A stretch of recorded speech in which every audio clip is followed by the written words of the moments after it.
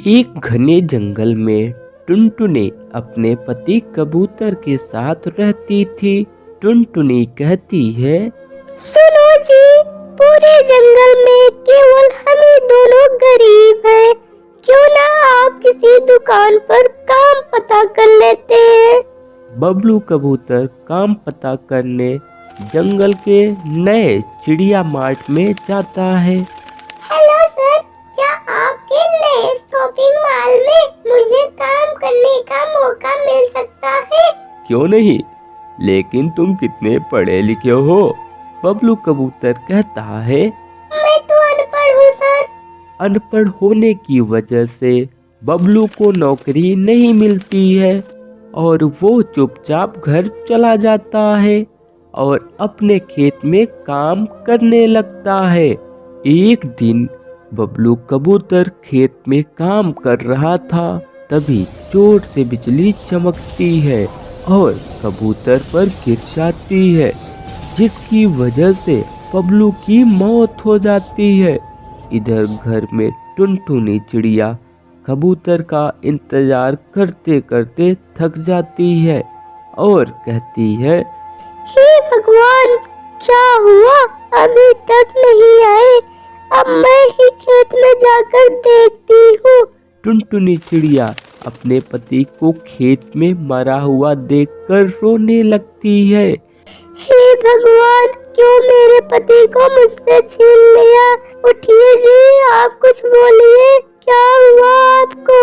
और कुछ सालों बाद टुनटुनी चिड़िया मिट्ठू तोते से दूसरी शादी कर लेती है और घर चलाने के लिए खेती करने लगती है।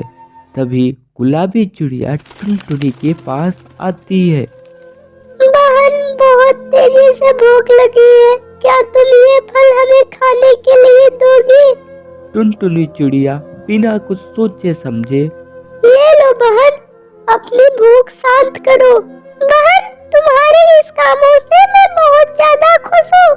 ये लो जादुई पानी, इसे अपने फल में डाल देना। टुनटुनी चिड़िया ऐसा ही करती है।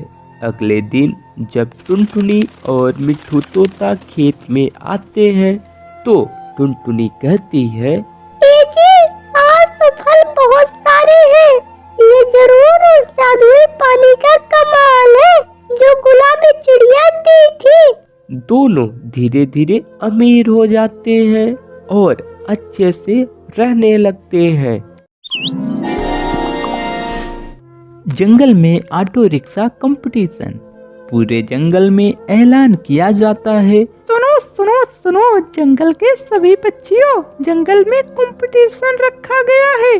जो भी पक्षी फर्स्ट आएगा उसे 1 लाख रुपए तक का घर और सेकंड आने पे 50,000 रुपए, थर्ड आने पर एक साइकिल दिया जाएगा।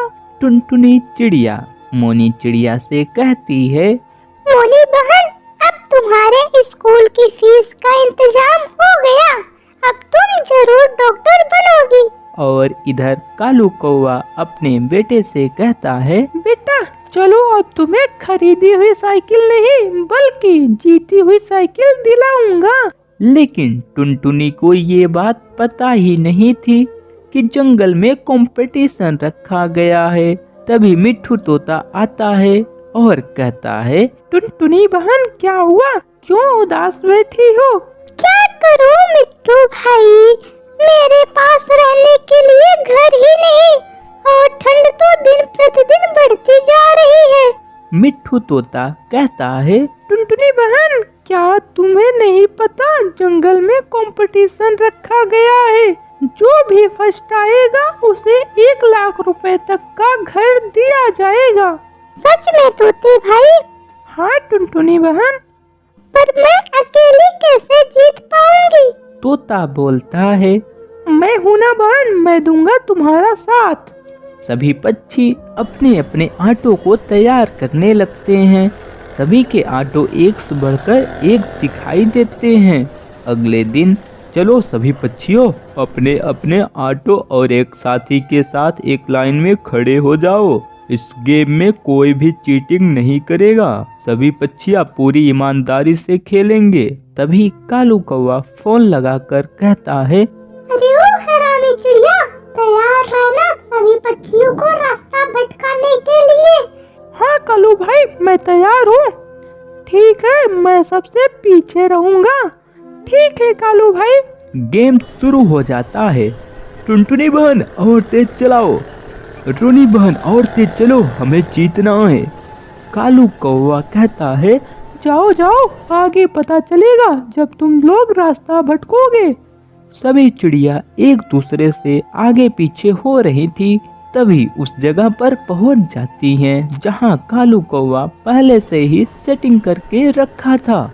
जैसे ही वो लोग पहुंचने वाली होती हैं, वैसे ही हरामी चिड़िया रास्ता बदल देती है और सभी चिड़िया रास्ता भटक जाती हैं।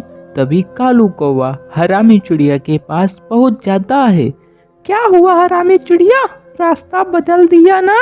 हाँ हाँ कालू भाई। फिर कालू सही रास्ते से अपनी फुल स्पीड में चला जाता है और इधर जंगल में भटकती हुई चिड़िया अपने मंजिल पर शॉर्टकट रास्ते से पहुंच जाती हैं और कालू कौवा अपने ही बिछाए हुए जाल में फंस जाता है और सभी चिड़ियों से पीछे पहुंचता है। कालू को अपने किए पे बहुत पछतावा होता है।